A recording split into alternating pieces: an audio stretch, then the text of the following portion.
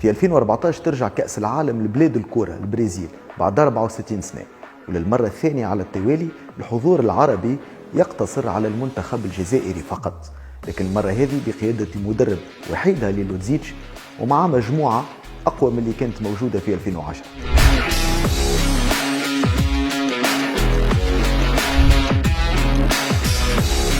القرعة حطت الجزائر مع بلجيكا وروسيا وكوريا الجنوبية. الفرصة أصبحت واضحة أمام الجزائريين، وإمكانية إحراز المركز الثاني كانت ممكنة جدا. المباراة الأولى مع بلجيكا أقوى فرق المجموعة، تقدم الجزائر للدقيقة 70 ما كانش كافي، وفي 20 دقيقة الأخيرة سجل فليني وميرتينز زوز أهداف وحاولوا الهزيمة إلى انتصار.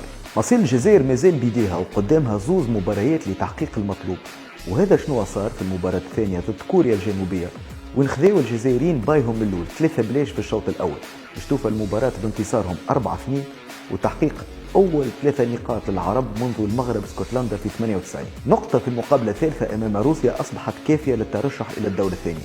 نقطة جات برأسية سليم سليماني اللي عدل النتيجة في الدقيقة 60 وهدى لبلاده أول ترشح في تاريخها إلى الدور الثاني في المونديال. بذكريات 82 تخوض الجزائر الدور الثمن النهائي ضد ألمانيا نهار 30 جوان في بورتو أليغري. الأداء البطولي للجزائريين هز المباراة إلى الأشواط الإضافية بعد انتهاء 90 دقيقة بالتعادل السلبي، لكن كما قال جاري لينيكير في الاخر الالمان هما ديما اللي يربحوا، وفي الماتش 2-1 لالمانيا. هدف تدليل فارق سجله عبد المؤمن جاب واللي كان 7 هدف للجزائر في دورة 2014، واللي هي بالمناسبة أعلى حصيلة تهديفية لمنتخب عربي في تاريخ المشاركة.